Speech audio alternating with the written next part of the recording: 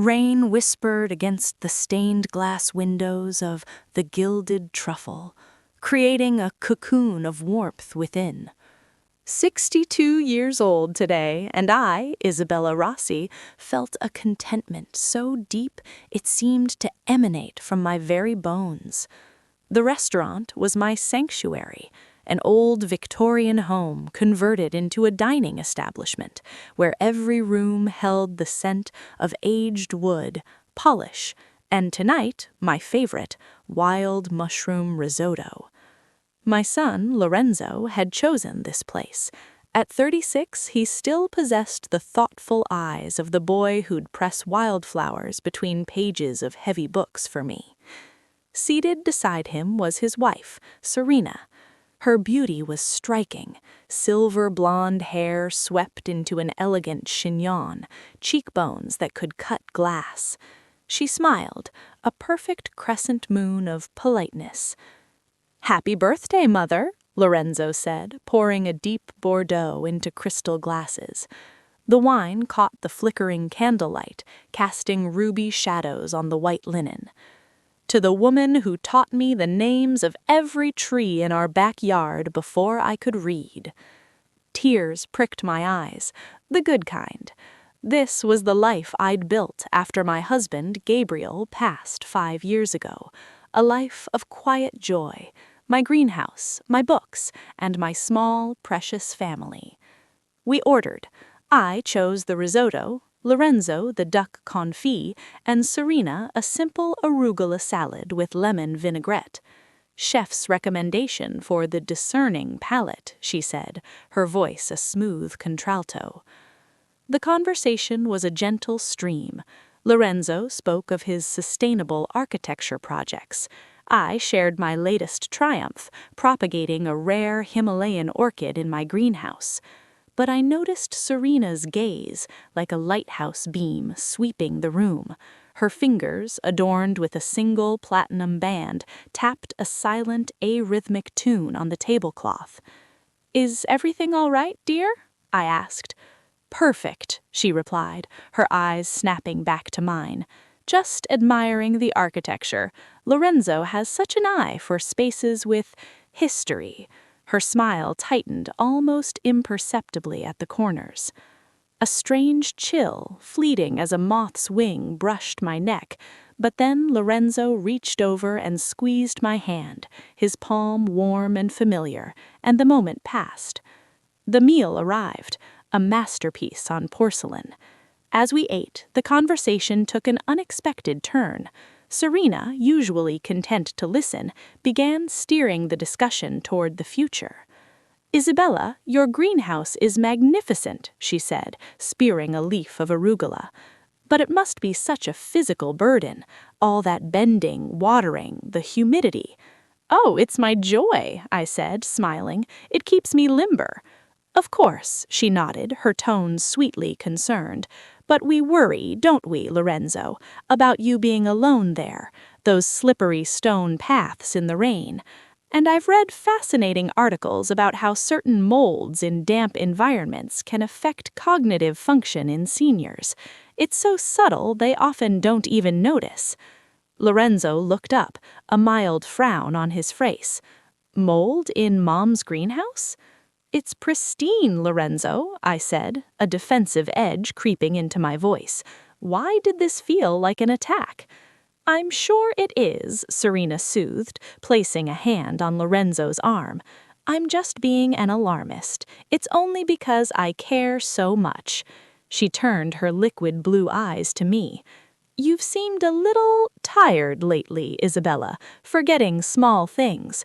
Last week you told me the same story about your orchid twice. It's probably nothing, but at our age we have to be vigilant." I opened my mouth to protest. I had no memory of repeating myself, but doubt, cold and insidious, trickled in. Had I been more forgetful?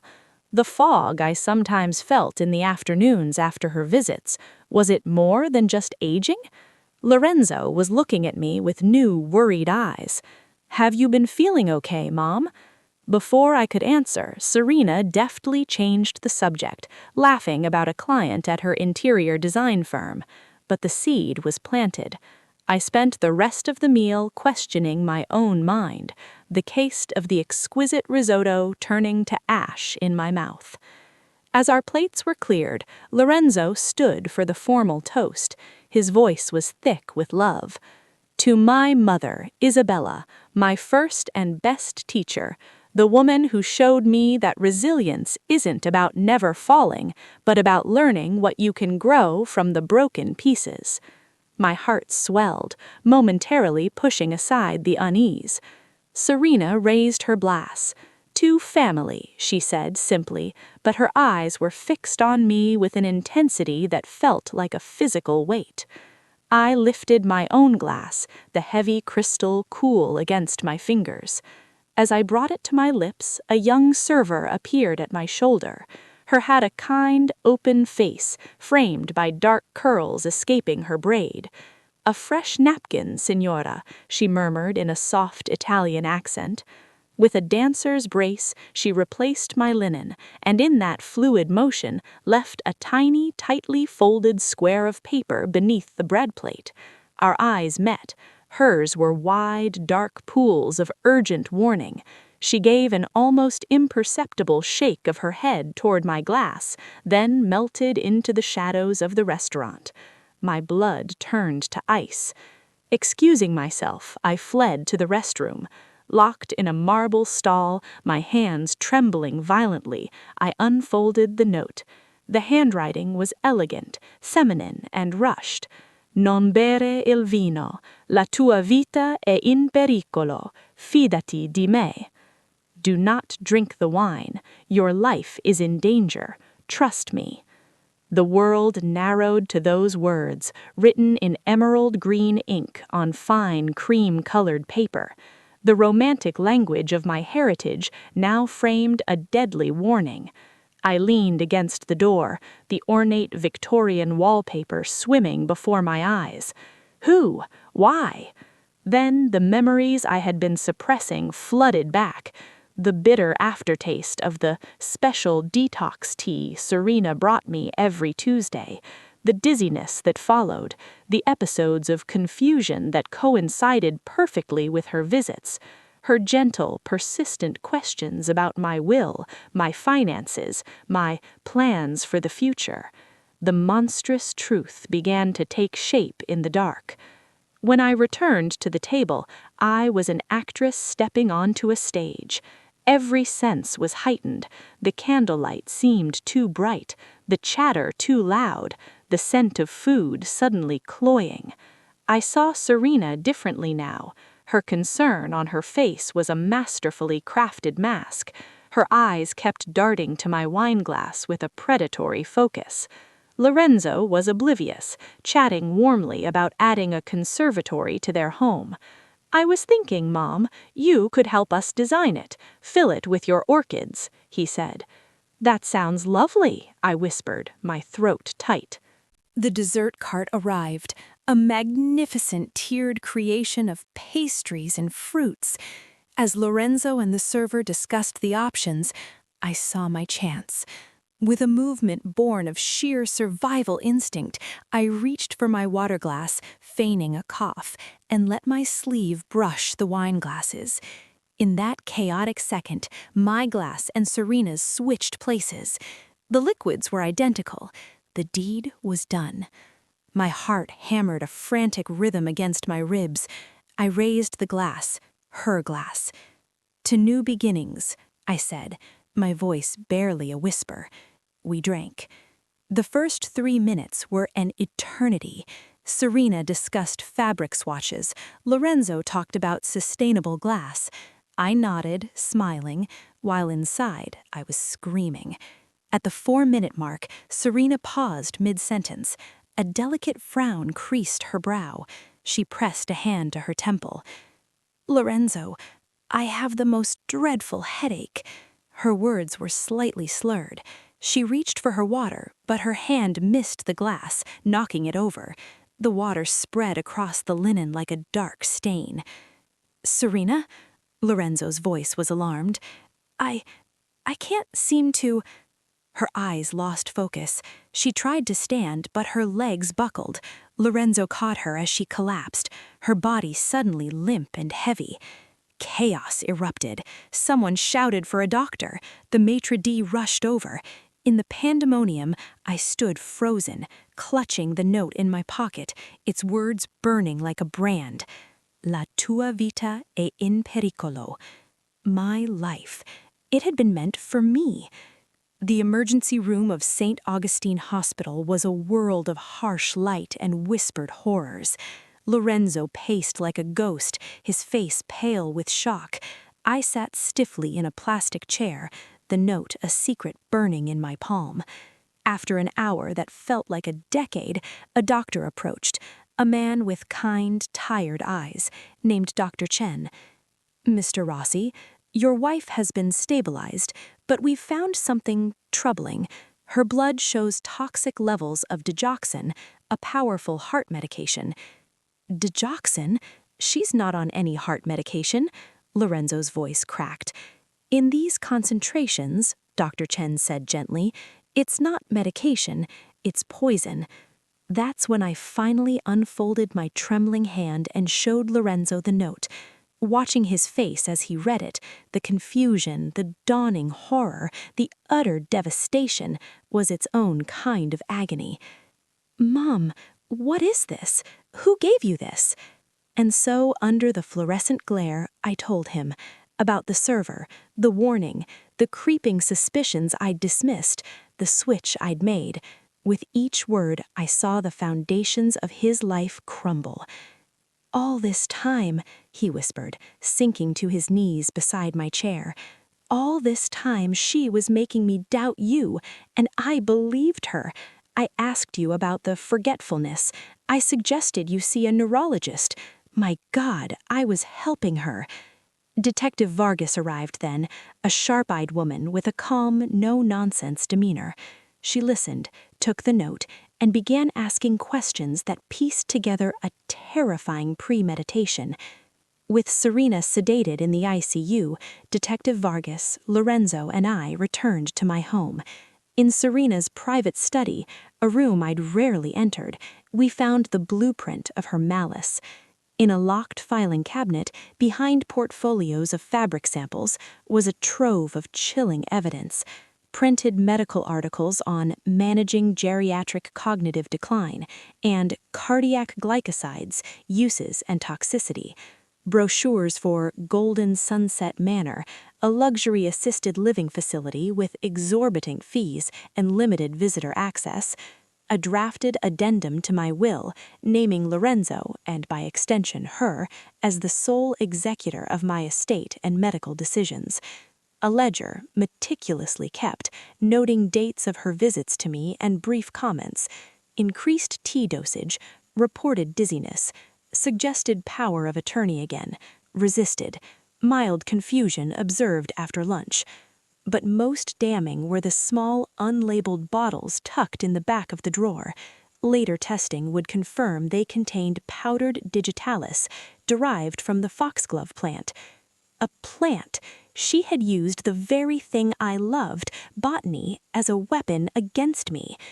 Lorenzo found a bottle of the special herbal tea she'd been giving me, still in my pantry.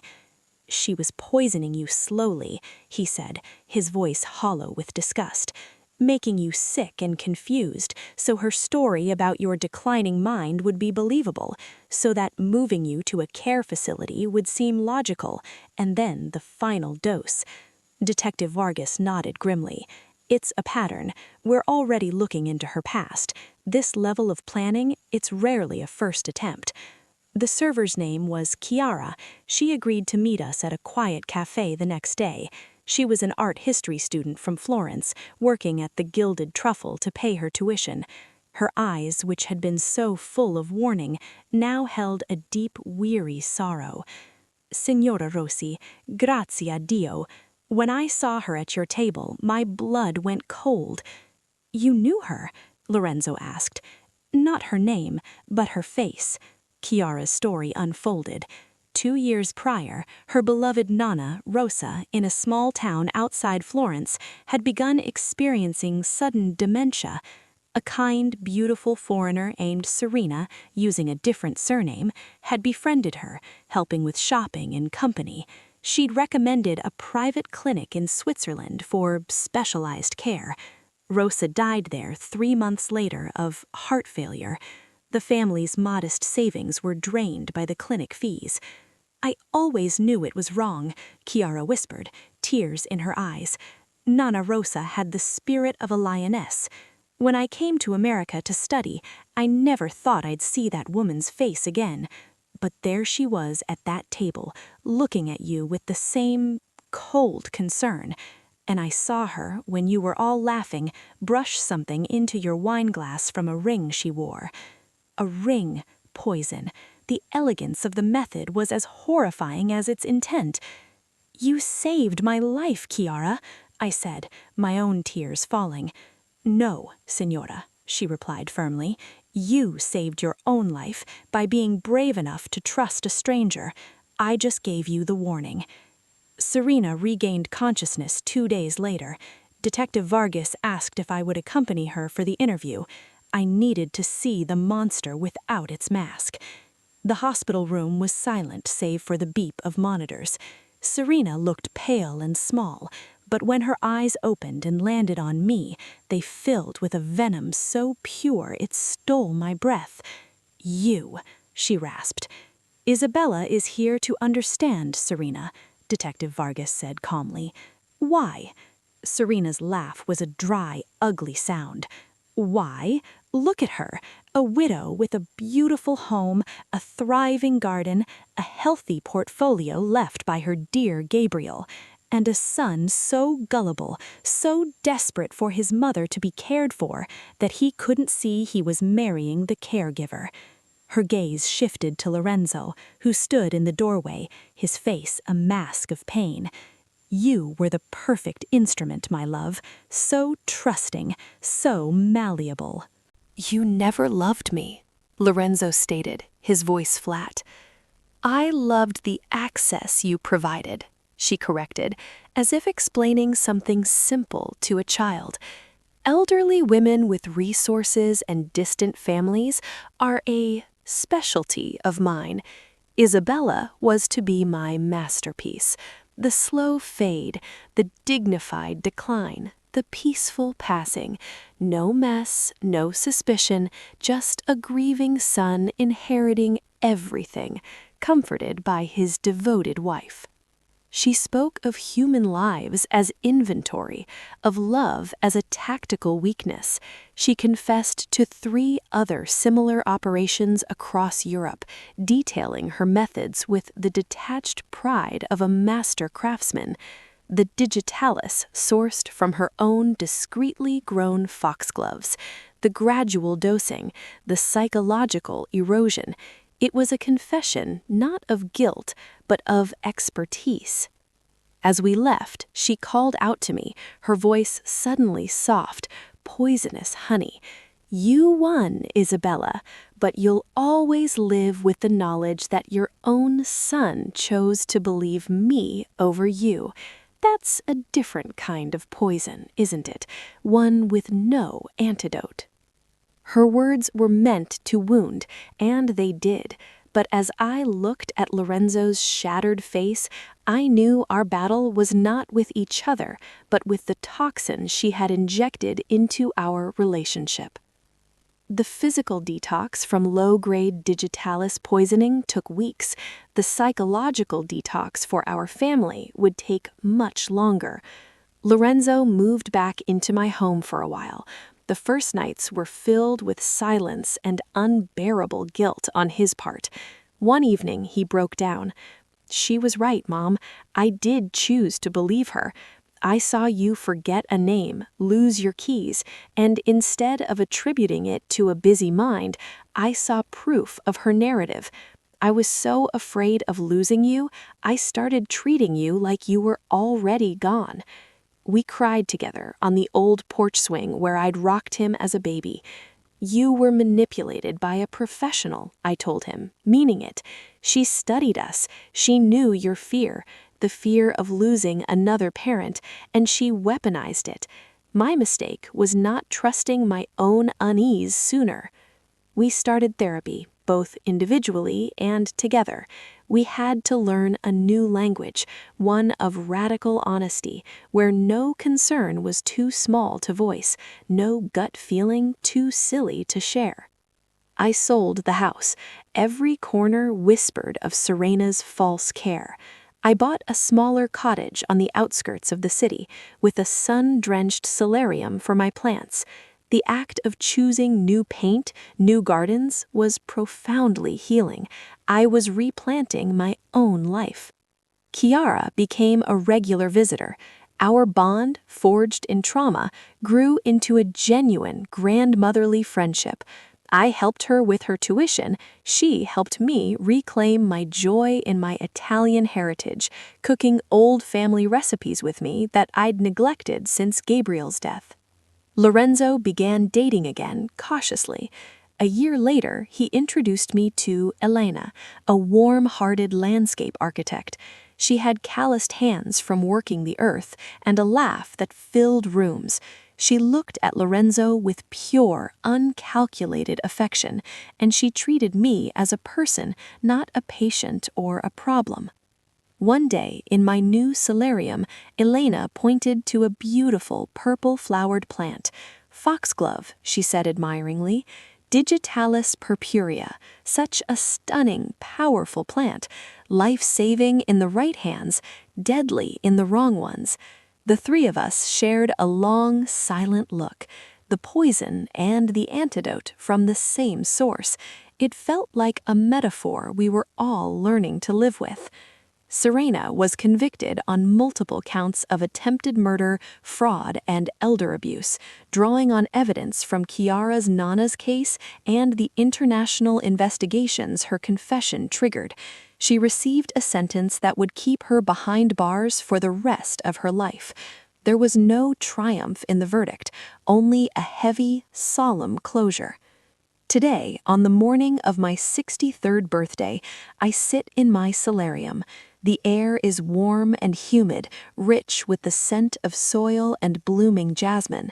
My Himalayan orchid, the one I feared I'd killed during the foggy period, has produced a magnificent new spike. Lorenzo and Elena are on their way. We'll have lunch here, among the plants. There will be no fancy restaurant, no poured wine. We'll drink iced tea from mismatched glasses and eat pasta from my mother's old bowls. I tend to my foxglove plant, which I keep in a pot on a high shelf. I don't fear it, I respect it. It reminds me that beauty and danger can coexist, that trust must be both given and earned, and that even the most carefully planted poison can be outlived. The greatest lesson Serena taught me was not about betrayal, but about discernment. The quiet voice I had ignored, the one that whispered, "This feels wrong," now has a permanent seat at my table. I listen to it. I honor it. I am Isabella Rossi. I survived a poison meant for my body and a narrative meant for my mind. In doing so, I learned that the most powerful thing we can grow is not a rare flower, but an unshakable trust in our own capacity to heal, to forgive, and to bloom again, even after the deepest frost. Thank you for sharing this quiet hour with me. Wherever you are in the world, I hope Isabella's story reminds you to trust the gentle voice of your own intuition. It is often our wisest guide. If this story brought you peace or reflection, I'd be so grateful if you'd share your thoughts in the comments below. Let me know what city you're listening from. If you'd like to support this channel and help create more immersive sleep stories, you can click the thanks button to send a super thanks. It truly makes a difference. For now, 2 other journeys await you on screen, tales of quiet courage and peaceful resolutions. And if you seek more nightly escapes, consider subscribing. May your night be restful, your dreams gentle, and may you always remember your own strength, even when the path feels dark. With heartfelt thanks and warm wishes, the Sleep Storyteller.